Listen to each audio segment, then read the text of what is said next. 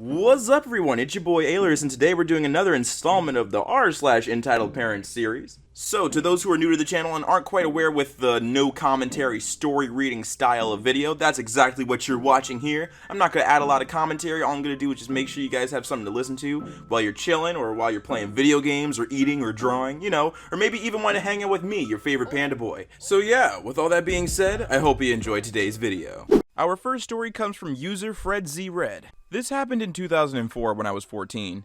A bit of backstory before I begin. My mother is not a good person. She was abusive verbally for most of my life until I was 14, when her abuse turned physical. Because of her abuse, I came up with creative ways to punish her in my own petty ways, like tampering with her food and dunking her toothbrush in the toilet every day. This story is one of my better petty revenges towards her, and one that annoyed her the most. I talked to my friends about the things she did to me, and although I appreciated the advice to go to the police and stuff, I knew that it wouldn't work. My mother is very convincing when she wants to be, and every other time I went to the police, they never believed me. One of my friends, who we call Tom, gave me a brilliant idea that would annoy her to no end, but wouldn't get me in trouble. You see, Tom's dad, he's a mechanic, so Tom knows his way around a car. After school that day, I went with him to his house. He showed me a place underneath the car between the top front wheel and the side engine and told me what to do. Alright, now it's time to bring on the pettiness. I had to wait a few days to enact my revenge, but the day finally arrived.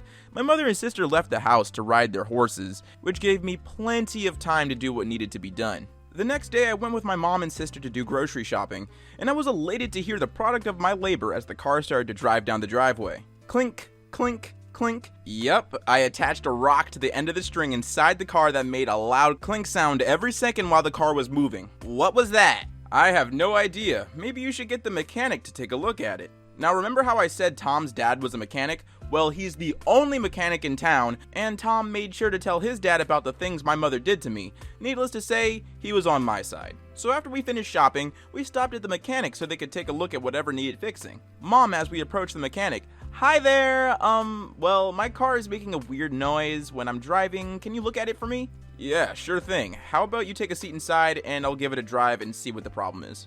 Tom's dad got in the car and drove it around the block. When he returned, the noise had miraculously stopped. He charged my mom for the check and we were on our way. But not before Tom's dad subtly handed me the rock back and gave me a wink and a smile as I left. That night, I put the rock back in place and left it to do its thing for the next day, and oh boy was it satisfying. The next day, the noise was back, so my mom went to the mechanic, but this time the mechanic couldn't find anything wrong with it, and couldn't hear any noise. I never bothered taking the rock out after that, and neither did the mechanic. He experienced her entitlement firsthand and heard many stories from other people around town about her. Look, the rock wasn't damaging the car or affecting its performance, so there was nothing that needed fixing. After that, I moved away to live with my dad when I was about 16. But before I moved, the clink was still there, tormenting my mother every time she drove the car. I lost count of the number of times she took it back to the mechanic and the amount of money she spent trying to get rid of the clink. The last time I saw my mother was when I was 23, and she still has the same car. I expected the rock to have fallen out by then, but the car still has the clink, but not as loud. Thanks, Tom.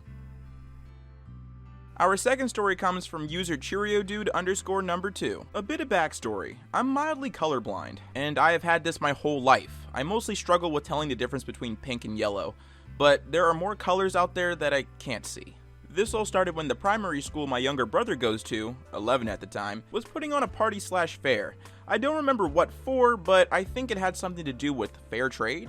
Now, my mother made me cut out some paper chains along with other people in the gym to prepare for the fair. More and more people left until it got to the point where it was just me and another kid and an older gentleman in the back. The kid I was with was a professional at making paper chains. I struggled to keep up, and I was sitting closer to the piles of paper than he was.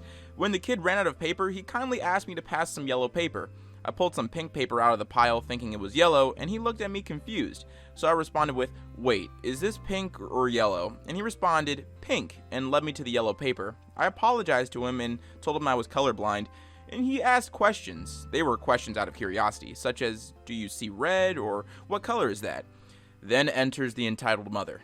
The entitled mother in this case was the kid's mother, and entered the gym looking for the kid's father and overheard us talking about my colorblindness. The mother first said, "Sweetie, please keep your distance. I don't want you to become colorblind as well." Me being utterly confused, replied with, "Excuse me, you can't catch colorblindness from another person." Then the mother proceeded to give me bullshit looks and walked out of the gym with her son in tow. I'd say about 5 minutes later, she returns with the head of the department and said, "Yep, he's the one." The head then approached me and said, "Are you the one causing a disturbance down here?" No, what do you mean? This woman thinks my colorblindness is contagious and that I'm going to give it to her son. The head, of course, didn't believe me, being a 14-year-old at the time who slacked off a lot. My mother overheard the conversation and walked in to start to defend me until the EM yelled, "Colorblindness is contagious and you're going to give it to everyone here if you don't leave." Me and my mom both looked at her, utterly shocked, and the head was unaware whose side she was on, until she said, "All right, entitled mother, you and Cheerio Dude _2, I'm gonna ask both of you to leave as both of you are making a disturbance here." Now, do you remember the older guy in the gym too? He stood up and said, "There is no disturbance here, miss. EM is the only one harassing anybody here," before sitting down again. Having heard his side, the head banned EM from the school fair. Don't worry about the kid though. He got to go with his dad. I saw the EM drive out of the school and I haven't seen her since. Also, as it turns out, the older gentleman was the school's former headmaster. And I want to make it absolutely clear that the kid did nothing wrong, and it was all the entitled mother's fault. Our third story comes from user Painted Sequoia. I just moved into an apartment last week. So far, everyone I've met in passing has been really nice. No one has been too loud at unreasonable hours, no arguing with each other, no one is stealing any parking spaces, and other typical shared space craziness. Yet, at least. I've only been here for a week. I did, however, encounter a Mama Karen and her 6-year-old son. My apartment is one of those half-in-the-ground units with 2 other floors on top. As such, the top of my patio wall is level to the walking path. If I have my blinds open, you can easily see into my living room and kitchen. This honestly doesn't bother me. The weather here is really nice, so after work yesterday I opened up my patio siding door and blinds to let cooler air in while playing some Minecraft. After a while, I could hear a couple of women talking outside a few units down, just general chit-chat. I also heard a smaller kid running around, messing with gravel along the pathways, and generally just being a bored kid while mommy talked to her friend. Really no big at all. Then it happened. I heard one of the women call for the kid, "Jason? Jason? Jason, get over here, Jason!" I looked up to see the kid standing on the path next to my unit transfixed on the TV. Uh-oh, he didn't answer quick enough, and Mama Karen came stomping over to him and jerked his arm to force him to look at her while she yelled in his face about answering her, and not to watch TV, especially someone else's. I thought the way she was acting was overkill, but let it be. He's not my kid, and I'm not the parent at all. I did pay attention for if things got worse to jump in, but didn't stare. I only looked over when she called out to me to apologize for her son. Note, not for her behavior. I said it was fine. Mama Karen took him back over to her friend and they continued talking. Eventually the kid started playing around near them again, and soon he was back over at my patio looking and watching me play. Soon after that I hear Mama Karen yell at him again. This time he flinched. Hard. It broke my heart to see the effects of abuse in action, and was just frozen staring at her. This time I jumped up and went to the patio door. She was already yelling at him. I tried to interject by saying I truly didn't mind him watching me play. This is where the Karen aspect comes in. She turned to me, sickly sweet, the demon gone for a moment, and kindly explained that dear Jason was grounded and not allowed to even look at a TV. I said, "Bummer, dude," to him in sympathy. She didn't like that I addressed him and not her, and I also think she didn't like that I showed him sympathy instead of instantly taking her side. Even though I had no idea why he was punished in the first place, I wouldn't doubt if it was some asinine, non-existent reason on her part, or her being bothered by normal child behaviors. She then asked me to do something that blew my mind. "Can you please shut off your TV when we're out here?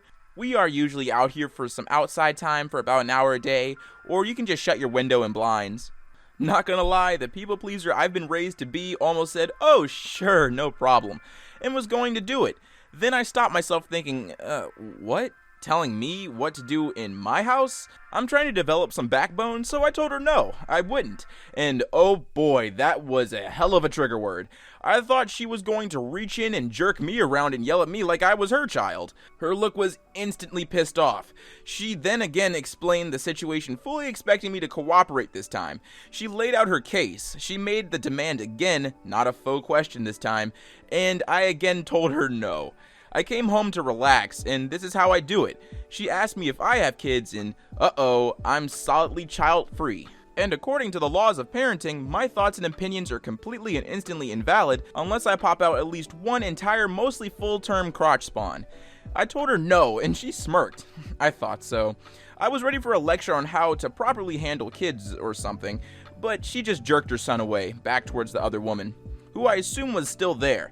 She said something as she went, but I didn't really hear it, so I didn't know if it was to me, her son, or her friend. Maybe even grumbling to herself. I hadn't seen those two before yesterday, but apparently they're out there for at least 1 hour daily around that time. There's a pool, a few barbecue pits, and a grassy area outside of my unit in between the surrounding buildings and units. I get to see all of the good doggos walk by, and it makes my day. I really hope she doesn't cause any issues for me. I just want to live there and not be bothered. I'm not going to help her parent a child, and no one else in the whole world should be expected to except her. I just don't get how she thinks she can ask a total stranger to turn off the TV in their home because she's punishing her child in hers. Like, no, it doesn't work that way. I'm proud of myself for standing my ground, and as brief as the encounter was, I still worry for the kid though. Our final story comes from user Pojasco. Another Christmas with an entitled aunt and uncle and their kids. Seriously, instead of hanging a mistletoe, I really just wanted to hang myself. 'Twas was the morning of Christmas all throughout the house. Every member was having a rouse. The kiddos, myself, and my younger cousin crept into the den to see what Santa has brought for them. Younger cousin saw under my stocking a Pikachu skateboard, something he saw and decided he'd hoard. Alright, I don't want to keep rhyming this. Sorry if I annoyed anyone with that. Just wanted to make it interesting. So yeah, this little asshole son of a bitch sees the Pikachu skateboard and tells me he wants it. I say I want $1 million in a new car. Who died and made you God? Kid looks at me like I just put a parrot in a microwave, shocked and insulted, still in awe. Come on, man, you always get the cooler stuff. Look what I got, dude. He points to his stocking, full of candy, football stuff. He even got that year's latest Madden game. I was in 7th grade. This kid was in 5th grade, old enough not to cry when you don't get your way on Christmas. Whatever. We creep back to his room quietly arguing over who gets to keep the Pikachu skateboard under my stocking. I get on the top bunk of his bed and he tells me, "You're gonna give me that board, I'll make you." And I tell him not a snowball's chance in hell. We wait for our parents, grandma and his older sister to wake up. Kid tries to act surprised at what he got for Christmas, but I didn't, because I think it's pointless to do that when you already know what you got. I got a good load that year too, always do, but this was a memorable one. Younger cousin tells mom that he might want to trade with me. His mother, or my aunt, looks like Coraline's mother. She turns her creepy claymation looking head to me. "Is it okay if you trade with your cousin?" I tell her, "Depends. I totally want my skateboard." Younger cousin says, "Well, that's what I want." And I say, I'm not interested, fam. My aunt responds with, "Well, let's see until we open gifts. Then you'll all know what you have and you'll be able to change your mind." We open gifts when he asks again if I want to trade. I repeat myself again. Nope, I think I'm fine with what I got. My mom says, "Son, go put your stuff in the car. We're leaving after lunch." Just something to break the situation. Younger cousin screams, "But I want what he got! I want that skateboard!" He hides his face and starts acting like he's crying. I still say no. At this point, my aunt looks at me like I farted in the elevator, all offended and shit. My mother helps me take my stuff, grabbing my skateboard first. "Wait!" my aunt yells. "Can I look at the skateboard? I may just go buy the same one." She takes a picture of it with her flip phone. After that, we put all of our stuff in the car and we decided to go back to sleep. Except my younger cousin, of course. I'm sleeping on the couch. When we wake up from our siesta, it's near lunchtime. The sandwiches that my mother and Nana would make on Christmas time were unlike anything else, paired with pineapple pie. It's like a party in your mouth. I ask where my cousin is, and his mother says that he's at a friend's house playing football. We're all eating, and my cousin walks into the house. He's got this look on his face, like he's accomplished a difficult feat. He says he isn't hungry. Okay, that's weird coming from him. He almost always has an empty stomach. He avoids eye contact with me. I get suspicious, so I get up to look in the car to see if anything is missing, and the kid says, "No, wait!" I open the car door, and the asshole had apparently been skating on it. He took the car keys from my mom's purse and unlocked the car with it. But he didn't skate on it. He somehow, and I don't know how, managed to break the thing in two. And he thought I wouldn't notice it if he tried to tape it back together with electrical tape.